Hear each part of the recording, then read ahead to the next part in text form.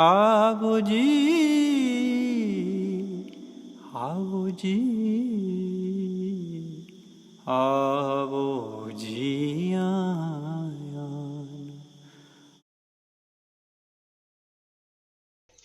Good evening, everyone, and a very warm welcome to Maja House, Amritsar, a unique collaborative space for literature and culture in Amritsar, in our very home. I do think that today's conversation between Sakoon Singh, Chandigarh-based author, associate fellow at the IIAS Shimla, who teaches English literature and culture studies at Chandigarh, and Rana Gill, author of 4 books of fiction, who's based in Hoshiarpur and is also a veterinary officer working with the Animal Husbandry Department, who regularly contributes articles to different newspapers. And then Belinda Dhanwa, writer, artist, art curator, and someone who's been teaching at the School of Arts and Aesthetics at JNU and now at Delhi's well-known Ambedkar University. Sakoon's debut book, In the Land of the Lovers, a Punjab Kissa, encapsulates the essence of Punjab, looking at some critical issues like drug addiction, corruption, and also the lingering effects of partition. Rana Preet has 4 books to her credit, and her latest book is Maya.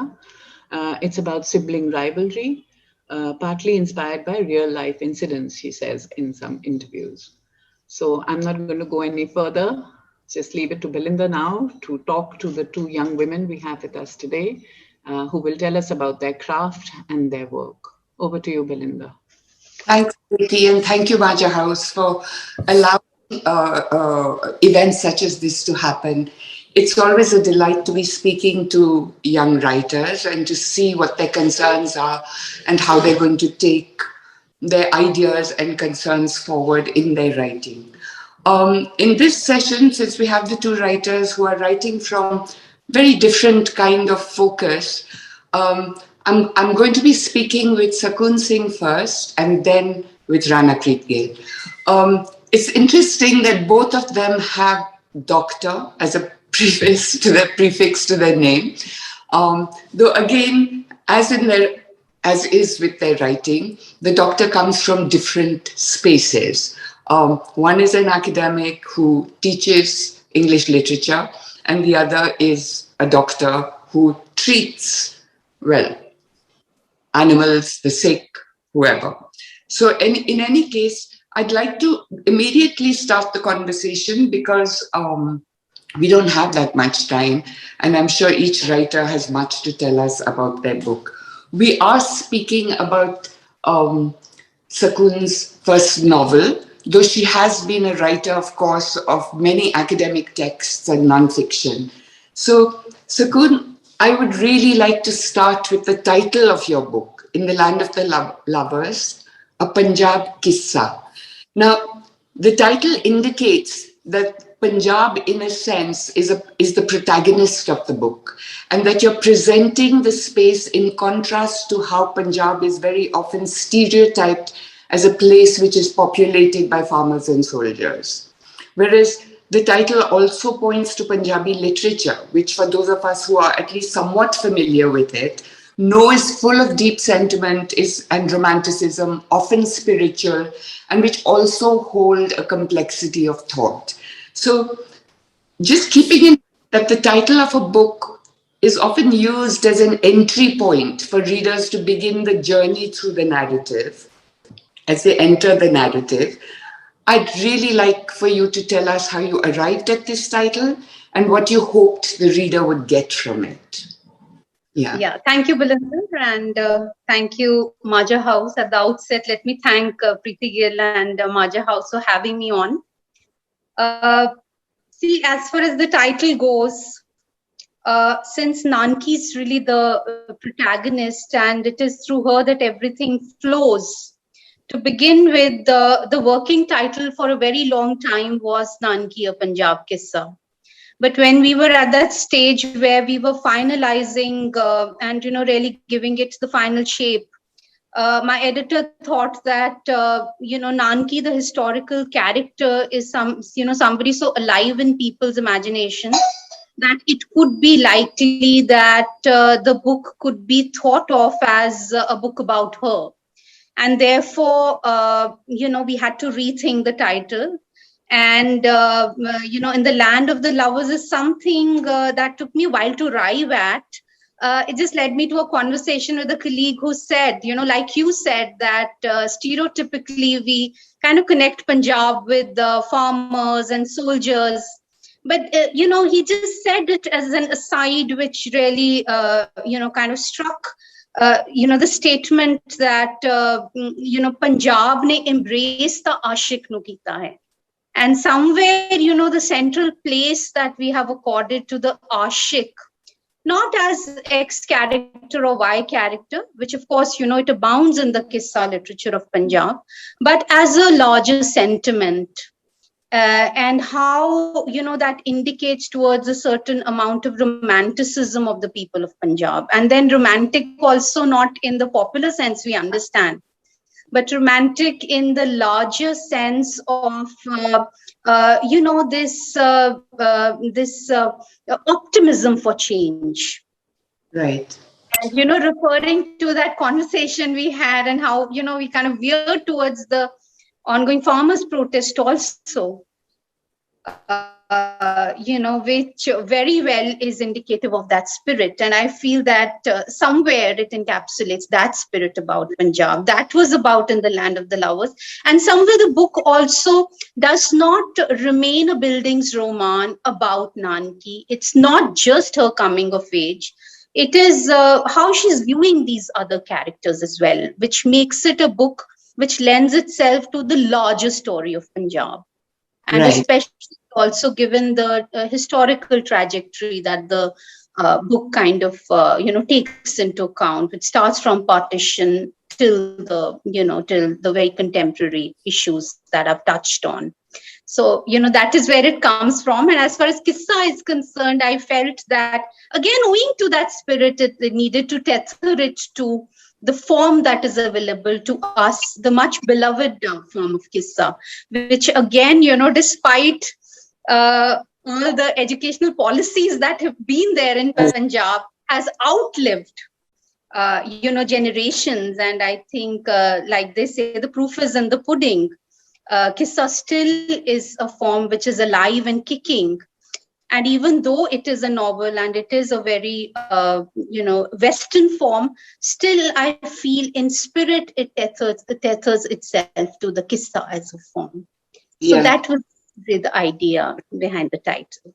Could you say a little bit more about that? When you say the westernized form of the novel tethers itself to the Qissa, like how do you feel as a writer you use certain kinds of writerly devices to be able to do this? How does this novel reflect the form of the Qissa?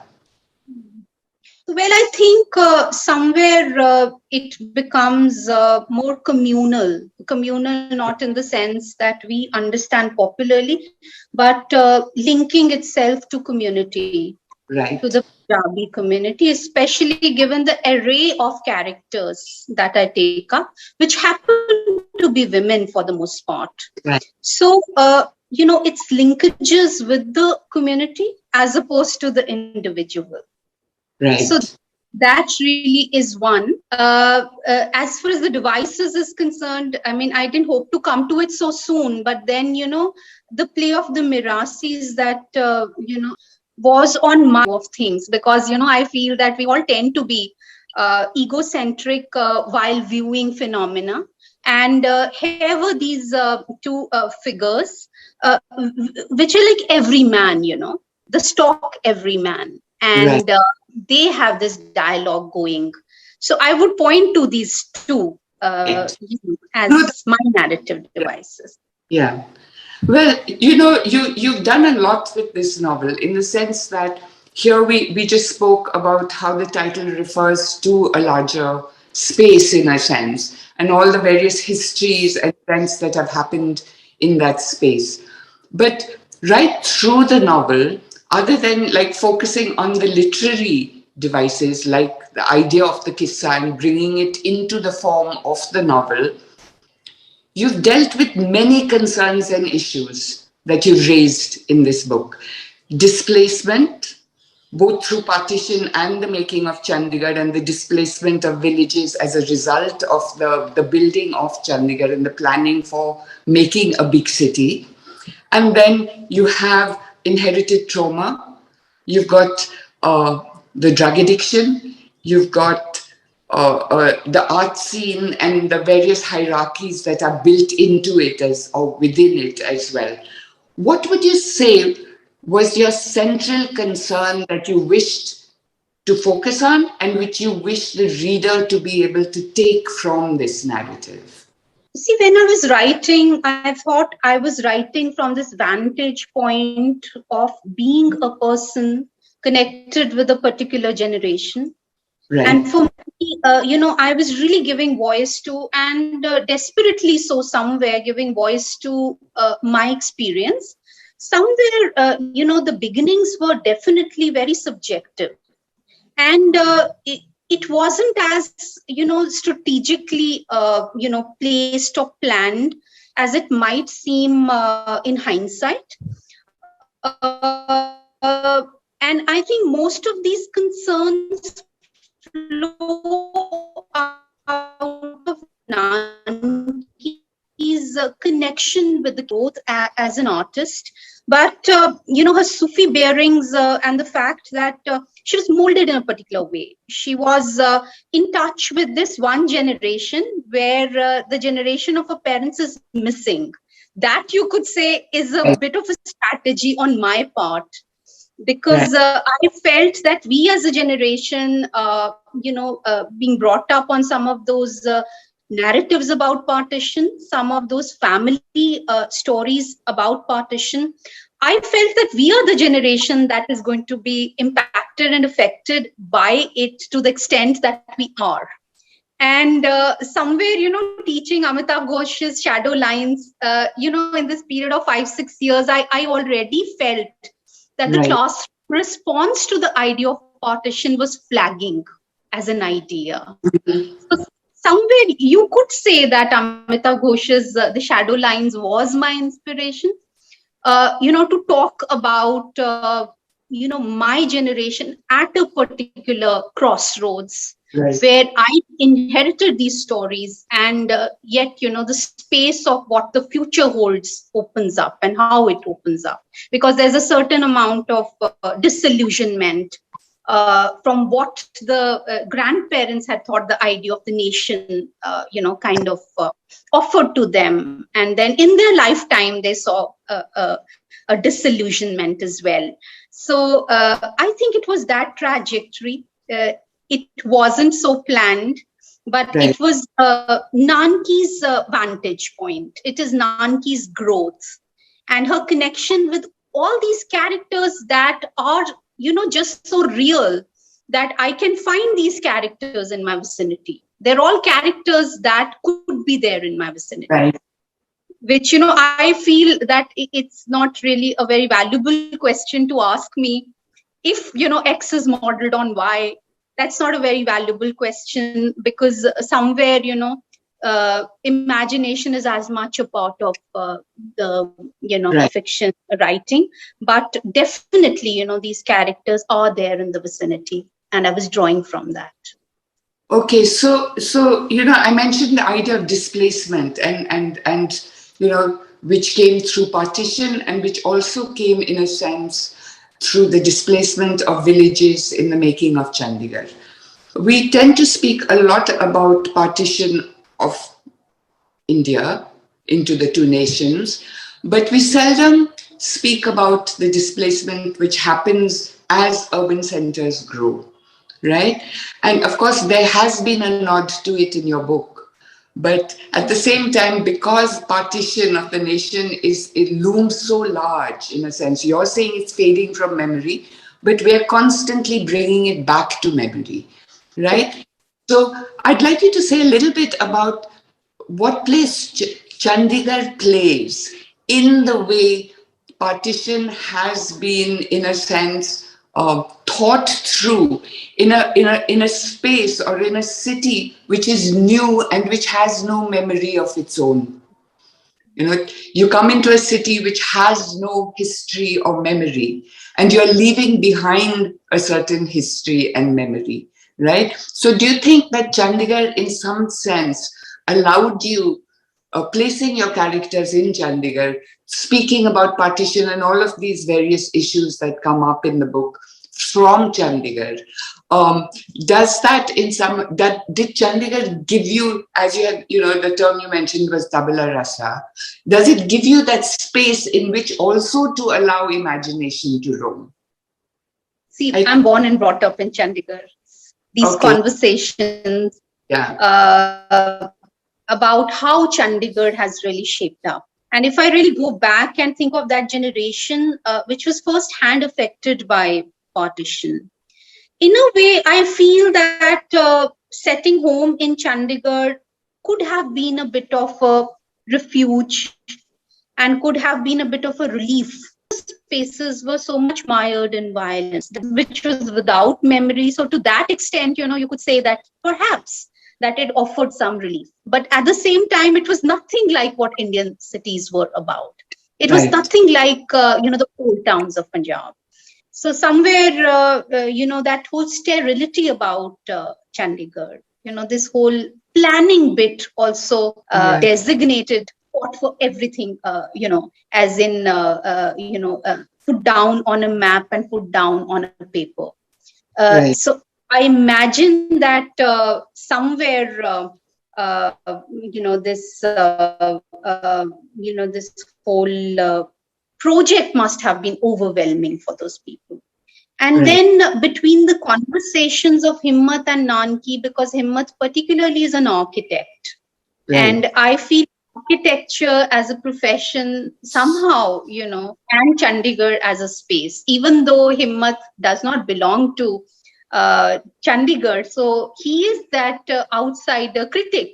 And there are these conversations between Nanki and Himmat that happen in the space of the rock garden, where the whole critique of Chandigarh comes about through their conversation. And Chandigarh is this, surly teenager, So there is this give and take. And I think I taken all these, this idea about Chandigarh from the many, many conversations that happened around us. Right. But, like here you say, Nanki is an artist, Himmat is an architect, right? And other than the fact that you made characters with these very particular professions, and of course she's also teaching, what did you want to bring in terms of what exactly did you want to say about the art scene, about how we hierarchize different art forms, etc.? Given that, like I had said earlier, there are many issues that you're dealing with. And here you bring in the cultural through these two characters, and also very much through Nanki's, the experiences that she goes through, both as a teacher, curator, artist, this kind of difference that she begins to see in how different art forms are treated and given different degrees of respect. So why did you feel, well, why is not perhaps the right way to put it, but what necessitated the bringing in of this issue, which, each one of your issues could be a whole book, as I'm sure you are aware. So I'm interested in knowing, like, do you feel there's an experience that it comes from, or is there something which, made you feel that this has to be said within this context? I want to bring in a third character, which is Gill Singh here, because essentially, other than Nanki's own coming of age, and connected to that is a whole struggle that she undertakes for, Joginder Singh, and how he's treated. Because somewhere she has the ability to go beyond social conditioning in recognizing that what he does qualifies for art. So at the heart of the book is also this question as to who really decides these labels. And somewhere Joginder which also, in terms of quality, it transcends any labels. It does not really need any label or any label for it to be said that, well, it stands for good art. Because it has lived through generations, and it's very, the fact that a whole culture embraces it through centuries is proof enough of the fact that, it is an art of a certain quality. Right. Similarly, here at the heart of the narrative is, this whole politics that goes about, this hierarchy of throwing labels and who decides, what is art, which is what Nanki's struggle is all about. And Himmat becomes an ally with her because somewhere they're able to see one-on-one on this. Whereas, the dispensation and the politics at college, obviously, somewhere she's alienated with all of that. And it is Himmat who's, able to, really join her in this. And that becomes, kind of a central struggle for her through the novel. And I feel is a larger question also. I feel, we need to go beyond social conditioning and really embrace what is good about us. Yeah. As far as Punjab is concerned, as far as... I think that did come through, but, I just wanted to point to the various concerns that you've dealt with in this book, and through the various characters, and particularly, as you said, through Nanki's journey, how you were able to link them, into the narrative. So there are some issues perhaps which you touched on a little more or a little less, but they linked up in the larger narrative of Nanki's life. So that was, an interesting, I think a huge task that you took on, in being able to bring so many different issues and concerns into play. But it also allowed us to see that this is what life is, in the sense that we don't have just one, thing working for us, in a sense that we're not concerned with just one aspect of what we live and what we experience. But moving on. And just to add to that, if I may, these all characters flow out of a natural spaces, whether it is a space of work where you find Karmo, that lady who runs the canteen, or it is, that stock boutique auntie Nina, who is the neighbor, or it is, Joginder Singh, who is the grandfather's, ex-JCO, a subordinate officer. So all these characters are really flowing out of her own space, and it is her coming to terms with their identities, their stories. And at the same time, that gives her her own, reason to go ahead with her own, basically her own journey and finding out some of these questions. Right. Well, I'd like to move on to the process of writing. As I said, when you were being introduced, that you're a writer of non-fiction academic texts, and now you're a writer also of fiction, of a novel. And I'd like to know what you think of as the differences in the process of writing fiction and non-fiction, both of which require research and a certain degree of planning. How did you, for example, approach the task of writing history into fiction? This is not a historical novel as such, but you bring in, various histories into the narrative. So how did you approach this? Like, what was the kind of research you did? How did you approach it as a writer as well? And again, I'm talking about the writerly kind of issues that we deal with this task of writing history into fiction. So, I've been into academic writing for as long as I remember, since my MA days, started writing research papers. And that grounds you, into a certain discipline of how to go about writing, because, it becomes a very a defined way of writing, especially when you bring in research, citations, footnotes. It's a whole paraphernalia in itself. And in India, we don't have very direct training for these things. And, everybody has their own journey with research. So, there's some of us who make less mistakes and move on. Some of us make more blunders. So that really depends. But it's not so cut and dried in India, and we don't have that training. So we all learn by our own experience.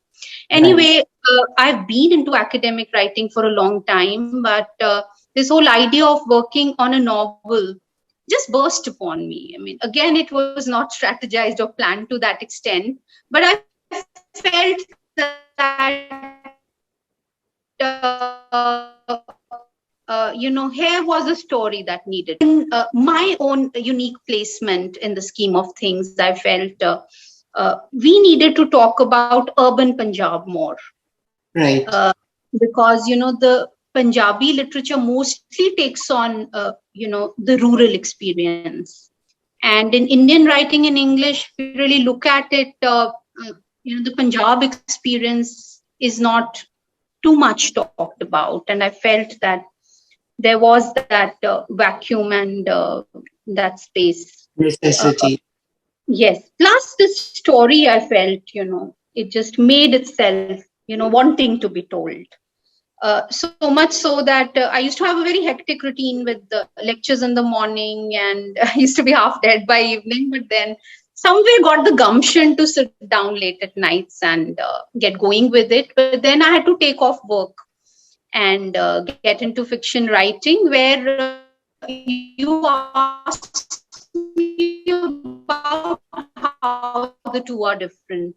So somewhere, yes, this was conscious that this was a different kettle of fish. Fiction writing is a different kettle of fish. So I guarded myself against jargon. I guarded myself against intellectualization. I felt that we intellectualized too much. And sometimes in shadow work. You don't have to say everything. So much anti-intellectualism, Well, not anti per se, yes, but just talking about how the two are different. Yes. I feel it will be very tiresome if put that burden in fiction. I Absolutely. felt that there is a weak carry in academics. That is what I was pointing to, actually, because what happens with fiction is it's not that one is not intellectualizing, but the complexity of thought has to be articulated differently. So the jargon is left out, the language changes in a sense, but the thought is no less complex. The thought is no less, so I just wanted, as myself. So, I mean, like if you've mentioned Amitav Ghosh, and I'm sure there are many other writers that you read who are highly intellectualized, whose thought is very complex, and who are able to articulate it through fiction, right? Just as you have attempted to do in your book. So, yeah.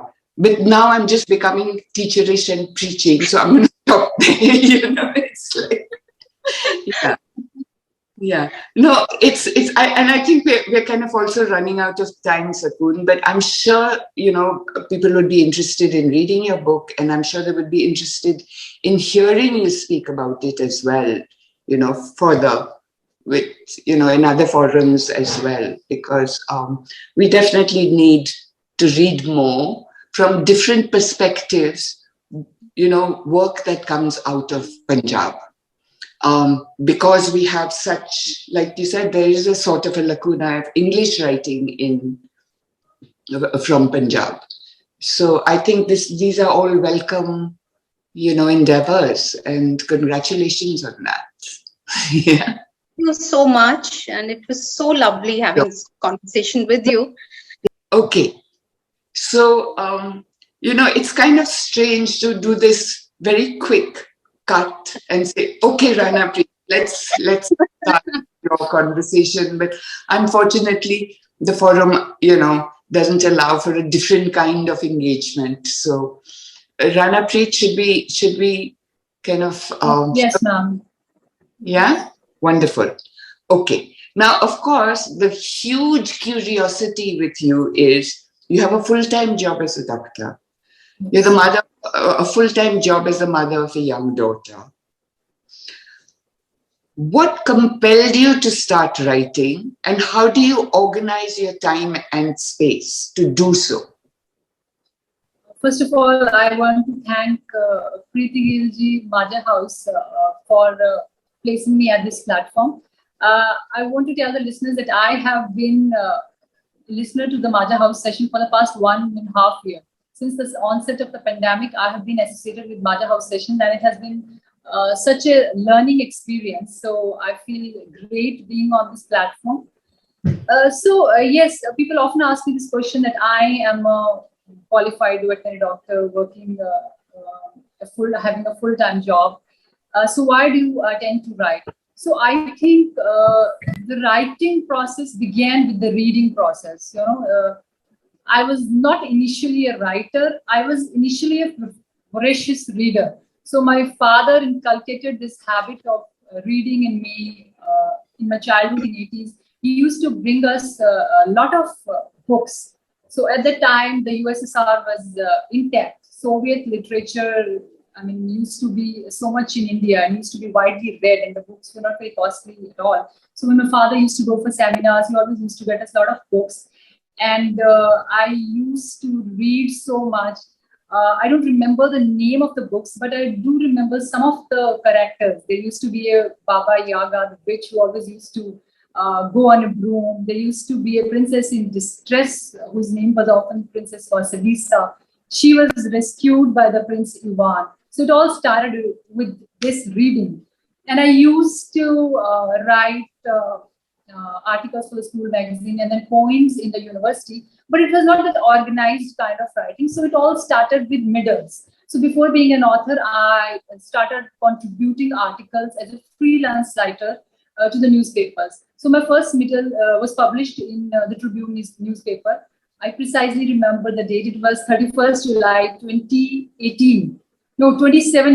So it was basically a Facebook post which I wrote about my unwillingness to join the government job, because back in 2006, when the government jobs were advertised, I was very reluctant to be part of this job because I didn't want to work in a village. So I faced a lot of challenges and then overcame them. And then I made a post about this, and I got some wonderful reactions on Facebook. This is awesome. This is lovely. So I was like, okay, let me make it into a middle and send it to the Tribune. And then I got a call from the newspaper after a few hours from Mr. Nirmal Sandhu, who was then in charge of the middle section. He told me that he really loved my middle and he's going to publish it out of turn. So that was a big break for me, being published in the Tribune newspaper. And then I started writing for Hindustan Times and Daily Post. And in 2017 alone, I wrote around 30 articles, which were 30 articles. I wrote more than that. Some of them were rejected. So around 30 articles were published in the Tribune, Hindustan Times, and Daily Post. In 2018, I was encouraged to seek more avenues for my writing. So I started writing articles and sending it to southern newspapers. So my articles were published in the New Indian Express, the Hitwad, Deccan Herald, the Hindu, and even some short stories in the Statesman and Women's Era magazine. So this is how writing started, and then the books came. And from being a middle writer, I have turned into an author. So this was the start of the writing. Yeah. Well, I really admire your motivation and enthusiasm, and I can see it on your face even as you're speaking about this journey. Yeah, I'm interrupting you. Sorry. You asked me the second part of the question. Didn't answer. How do I find the time to write? Should I answer that? Sure, briefly. Yeah. Yeah. Okay. Yeah. Yeah. So when it comes to books and writing, I get over enthusiastic. So what happened? With middles, it was very easy because middles are just 500 to 550 words. So it was just taking a few hours or at the most a few days, to pen a middle. But with novels, it was a different ballgame. When I started writing my first novel, I knew it would range to thousands of words, and it would take months and years. So the problem was how to get enough time, how to get enough time, when to write. I cannot shut myself in a room and tell my family that, okay, don't disturb me, I'm writing my novel. So I started getting up early in the morning. I started at 5:30, but then I realized people are getting up at 6 and making tea in the kitchen, and there is a lot of pots and pans are banging, and it is disturbing me. So from 5:35, 4:34, I realized that if I wake up at 3, I could write better. So this is how I started taking out time for myself, by waking up at 3. So this is what I do most of the days, I would say, to wake up at 3 to do whatever I want to do, to read and write. Well, yeah, like I said, it's wonderful that you can motivate yourself in this way, and that, that you have the enthusiasm to continue to do that and keep that discipline. But what I'd like to ask you as well is, like, I've read all 4 of your novels now, and though I'm most interested in talking about Maya, your latest novel, what I'd like to ask you is, who do you see as the readers of your books? And would you say that your books are directed towards young adult readers? So when I was writing Maya or the other novels, I was not actually looking for a particular readership. So I think anyone who loves a good story, who wants a good story, can read my books. But definitely, because the characters are young, I assumed that the readership will be young, that young people will be reading it. But I'm disappointed to say that not many young people are interested in reading. I mean, I can see people fiddling on their phones in a mall or in a bank, but I don't see them carrying a book. So I think a reader can be anybody who loves to read. Even when I pick up a book, I actually don't think of picking up a specific book. I mean, I have read Sakoon's book In the Land of Lovers, and I almost absolutely loved it. So I think for my book, I saw everyone as a potential reader, someone who loves a good story. Okay. And what are the concerns, the questions that you want to kind of explore in your writing? And, in some ways, maybe you don't have answers for those questions, but what are these questions, or the issues, the ideas that you want to explore in your writing? So, so this is the book Maya. So in Maya, my concerns were, there were multiple concerns. The first of all concern was the protagonist of the book, Maya, who's the central character. She's very conscious of the outward. Her perception of beauty is flawed. She's very conscious about her appearance. So for her, beauty is something outward, something to be seen on the outside. So this is, Maya could be any youngster. So this is the problem with today's youngsters, because this is a stereotyped imaging of women, that women are beautiful. This is what Maya presumes, because Maya, in this novel, Maya is someone who is having a scarred face. She constantly makes comparisons with her sister. So this, I assume that this was happening in Maya's life, because even if we look around in today's scenario in Bollywood, or even in the videos which are being made, they talk about a beautiful woman, Soni Kudi. They don't talk about an educated girl, like Padi Likhi Kudi. So the central theme of the songs, most of the songs or the videos, is a beautiful woman. So this was the kind of thing that was going on in Maya's mind, and so she builds a wall of negativity around her. The second concern, especially in Maya erased, was the misuse of technology. So today is the time when we cannot shield our children from the evils of technology, because they are going to use it more often. Because in times of pandemic, if there was no technology, children would have been totally cut off from schools, and there was no other option to get education at home, but technology helped. But then technology is also something that is being misused by the youngsters. For example, they are in in a sense, constantly sending messages, unnecessary messages, they are forwarding them again and again, which doesn't make any sense. Then, because this novel is loosely based on a real life incident, the 2004 Delhi MMS incident, in which an intimate clipping of the students was made and shared on social media. So these are the ill effects of technology. So this is the second concern which I've raised in my novel. And apart from that, the other thing about Maya is positive self-imaging. The central character of the novel, she doesn't want to accept herself the way she is. Right. So, and she's constantly trying to run after something else. So these are the concerns that are, of prime importance in today's time, which I've raised in my novel and which I want to raise in the further novels which I'll write. Right. So do you see the novel then as being instructive? That in a sense you are pointing out the kinds of problems that exist, with many young people who are going through their growing pains and things like that. And did you write this novel to show what the consequences or the results can be of, like, for example, you're saying the misuse of technology, etc., the kind of trouble you can get into, as Maya and her friend did get into. But of course, mercifully, they came out of it, without being too harmed and things like that. But do you see your writing as being instructive? No. When I was writing or when I'm writing, my intention is not to preach, honestly, not to preach at all. It is all about writing a good story, writing with characters which are relatable. Maya could be the girl next door, the girl who is so conscious about her complexion. She's like, I want to be beautiful. I want to look beautiful. I don't want a scarred face. I don't want acne on my face.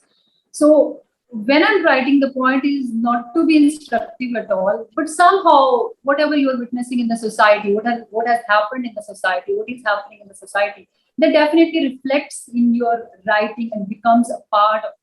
Right. It is only when in the hindsight you look at the novel, you see, okay, this is the point, this is the thing I'm pointing about in the novel. But when I'm writing it, I'm not actually consciously trying to educate people. It is basically that it should be a good story, something people should love to read, and something when they read the chapters, they should engage with it and say that, okay, we want to read it till the end. Yeah. No, because, which is why I was looking at your work as being for young adults, because I felt it could, not preaching, but it could have an instructive kind of, like, these are the possibilities, these are the things that might happen. And this is what you have to also watch out for, because this is happening everywhere with technology being available to everyone on their smartphones, etc.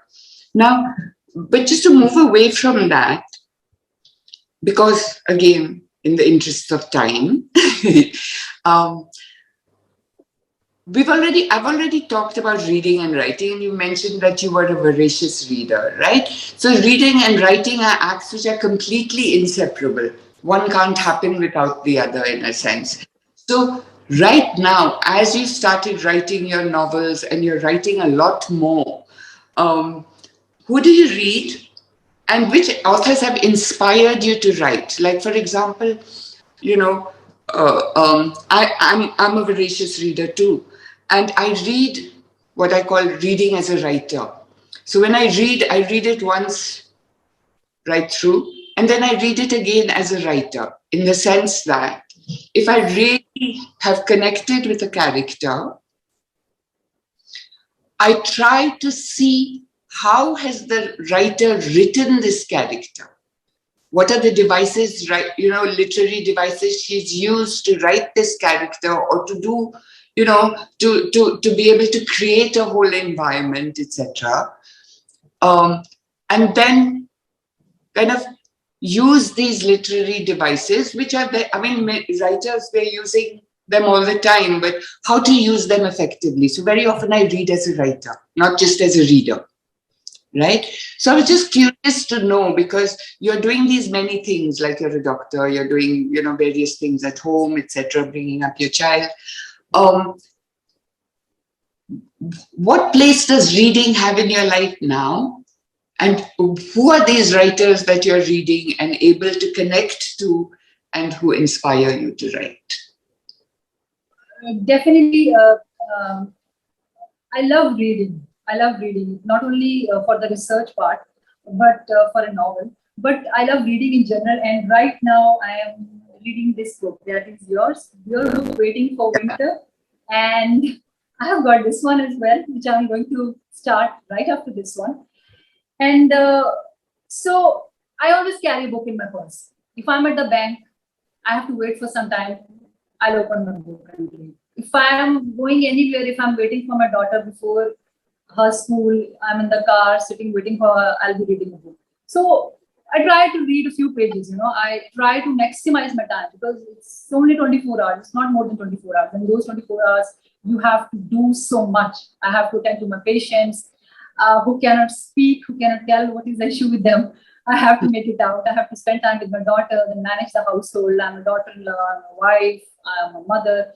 So the only way out is trying to spend less time on social media, though I must say that it is a challenge I'm facing because most of the time if the phone is so handy, you are just, compelled to see that what is happening on Facebook, Insta, Twitter, how many likes and how many comments I get. But I'm always trying to lessen my time on social media and whatever reading between the gaps, even if I get some time, okay, my daughter is studying, I don't have to do anything, I'll read my book, I will be reading. So who are the writers who inspire me? I like many writers. So I like Rohinton Mistry. So he was the writer through which I came to know a lot about Parsi life. Through his books, I came to know about a different faith, a different religion, Zoroastrianism. Through his books, I came to know that Parsis have fire temple. They worship in fire temple. And they have towers of silence atop which they place the dead bodies. They are not burnt or buried. Other author which I really love is Khalid Hosseini, because through his books I came to know more about Afghanistan. Now there are plenty of writers who are writing about Afghanistan, very good writers. But he was the first one I read. His books, the very famous books which have been turned into movies, A Thousand Splendid Suns, The Kite Runner, I love them. I like Diksha Basu, Anuja Chauhan. I like Manpreet Sodhi Someshwar, whom I heard for the first time on this platform on Maja House, and then I bought her book, Radiance of a Thousand Suns, which is absolutely wonderful. Then I like Chitra Banerjee, who again was part of one of the sessions of Maja House, and it was wonderful to hear her. So there are many more names. There are so many other writers. So what inspires me in the books, all these books which I've named, they have inspired me. So I think when the writers write about, everyday characters, everyday people doing extraordinary things, that inspires me. And I'm also inspired by the books which have strong female leads. Like there is Nanki in Sakoon's novel, which I could completely relate to. And the characters which are which kind of give you the vibe of girl next door, someone who is such a commoner, but who has this extraordinary zeal, that enthusiasm to do something. So when people write, when I read authors writing about such characters, that inspires me. They don't have, the characters don't have to be out of the world. They have to be those people whom I meet every day, or whom I see on the streets, or who are living in small cities like me, but who have big dreams. So something that inspires me. Okay, so what I'm going to do now, Rana, is that you said that you would like to sing for a couple of lines. I haven't had the chance to ask either Sakoon or you to read a little bit from your books, which would have been the right thing to do. But I mismanaged the time, perhaps.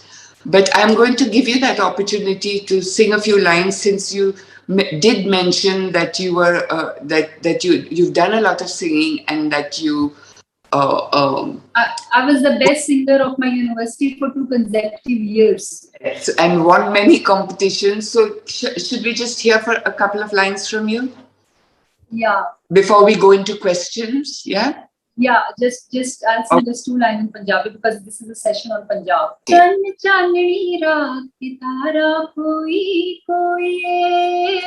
चन चांदनी रात तारा कोई कोई है हीरे आवे माही आवे हीरे आवे माही आवे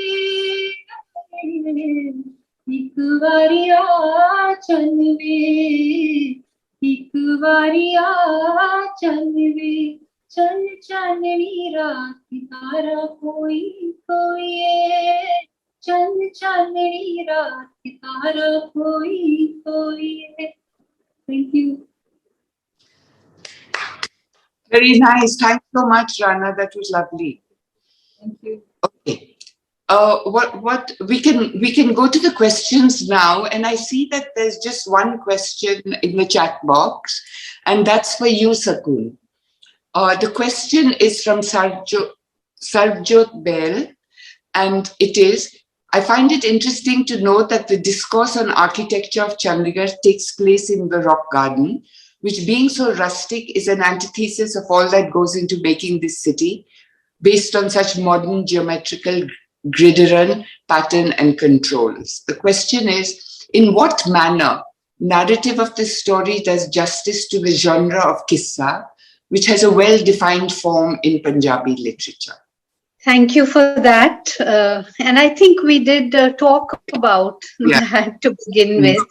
How I felt, the subtitle of the novel was, kind of echoing the form of Qissa and tethering itself. The book was tethering itself to the larger sentiment of Qissa, wherein, if I'm essentially repeating myself, which was that I thought that this book was talking about a larger communal experience. That is one. Right. And the other is, the use of the vox populi in terms of the Mirasi coming in, by which I wanted to make it less of an egocentric exercise, which I feel essentially a novel is. Yeah. So, that is my answer to the latter part of the question. The former, those who read the novel, they see that, somewhere I bring in Nek Chand's, this whole, very eccentric exercise of how he went around collecting waste and creating this, fabulous kind of substructure within Chandigarh, which is apple pie order. And I mention it there, that Chandigarh, which stood for this apple pie order, which, was so cut and dried, which was done on a drawing board. And here was an antithesis to all of that in terms of a rock garden. Which really comes out of a waste, but is a kind of a fabula land, a fantastic kind of a landscape. So the fact that Himmat is a kind of a visitor to Chandigarh, and the fact that he's an architect who says that there was a time he was leading expeditions into the rock garden, because a lot of European students were interested to find out what this rock garden was all about. So who was also, Nek Chand, in making the rock garden, was also kind of countering the bureaucracy of the city. Very importantly, because, the bureaucracy stood for a certain format and formatting. And here was Nek Chand, countering all of that in his own way, in a silent way, something that was not approved of for a very, very long time. And it took appreciation from the West for people to really understand here what the importance of rock garden was all about. So I thought that, this meeting within the rock garden where Nanki, and actually Himmat tells his backstory sitting inside the rock garden. Yeah, that is a moment of insight as well. And of course, their dialogue, the dialogue between Nanki and Himmat, where, before this whole story of Himmat unfolds, there's a bit of teasing going on between the two. Right. And he's essentially pulling her leg about being a Chandra. Yeah. No, so I think that's interesting the way you brought the rock garden in. And I also thought, because of the way Nek Chand has used a certain kind of detritus in building the rock garden in very stark contrast to this very modern, shining city of Chandigarh, that it was also pointing to the kind of displacement that happened of the villages, the clearing out of the villages to make this shining city. So I mean, it's, largely. Absolutely. And if you recall, when Himmat is being driven down from, Sanar back to Patiala, they have a halt in Chandigarh, where he has this conversation with the driver who talks about his brother who was tortured during the 84, the whole thing around 84. And there is this just little detail where the car halts, and that's in the middle of nowhere, and that's actually Bijwada. And that happened to be an old village, which is one of the villages, the land of was taken to carve out Chandigarh. Because nobody really talks about those villages that went in the name of Chandigarh. And that it is a history which is so close to the history of partition that, and close geographically and in time.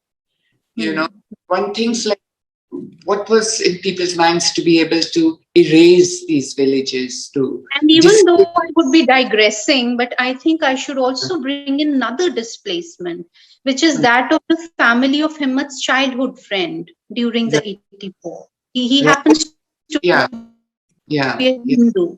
So that is another breach in, the Punjabi, the larger Punjabi ethos, where the three communities were there. In 1947, we saw severing of the Muslim space from Punjab, and in 84, it was, the Hindus as a part of Punjab. No, absolutely. I show you that. We've got a question for you, Rana, and the question is: have you used your experience as a vet in a book like James Herriot did? If not, do you plan to? Yes, definitely. I have not used my experience as a vet in a book. Okay, it is, Okay. Yeah. Are we out of... Am I audible? No, Rana, carry on, Rana. Okay. Yes. So definitely the book is titled The Misadventures of a Vet, and the protagonist is a veterinary doctor, but nothing as such to do with the animals and all. I have definitely written some middles and written about the real life incidents which actually happened with me and turned them into middles. So yes, in middles, definitely. But yeah, the book is called Misadventures of a Vet because the protagonist is a veterinary doctor, but nothing to do with animals. But in future, yes, definitely I plan to write a book like James Herriot. Definitely, someday. Preeti, you raised your hand? Yeah, I was just wondering, Belinda, since you've also, you are partly from the Northeast. And we always have this thing of, in some way also categorizing the writing that comes from that region. For whichever reason, we have this category of Northeast writers. Is there something like that here in Punjab, Sakoon, Rana? Would you say, Sakoon, anything like, something which particularly points to a kind of writing that comes out from Punjab as a region? Have you seen anything like that? If one really thinks about the current scenario, of course, more than the space of Punjab, Punjab is being written about from the extra geographical space, whether it is the diasporic experience or it is, the Lena Charda Punjab. Really, one cannot readily think of a classification. And I would not claim that I am so well entrenched or in know of Punjabi literature and its developments as such. But if you ask me about English writing from Punjab, as far as East Punjab goes, I would say much more needs to happen. Many more voices need to come out of Punjab to encapsulate all that happens. I also think because most of the Punjabi writers who are writing are actually not residing in Punjab. So there is one writer called Bali Jaswal. She is of Punjabi origin, but she is living in Singapore, and all her books are about Punjabi diaspora. Or is it Manjeet Sodhi Someshwar? She's living in New York. So most of the writings which I have read are from people who are actually not living in Punjab. They are living somewhere else, but they are of Punjabi origin and they are writing about Punjab. So And I also definitely. Sorry, it's interesting to point out, Rana, that your book Maya, though you are living there, is based in Delhi. Delhi, yeah. Because yeah. But definitely the next book is definitely about Punjab, very much about Punjab. Because at that time I wanted to write about a suburb, something. Because Maya was not when I was thinking about Maya, I couldn't think of a Punjabi girl, to be honest. I was like, she has to be from Delhi, she has to be from a suburb. So I was just like, it has to be Dwarka, So the name Maya somehow didn't resonate with me that it has to be a Punjabi character. So I just, couldn't force myself and place her in Punjab.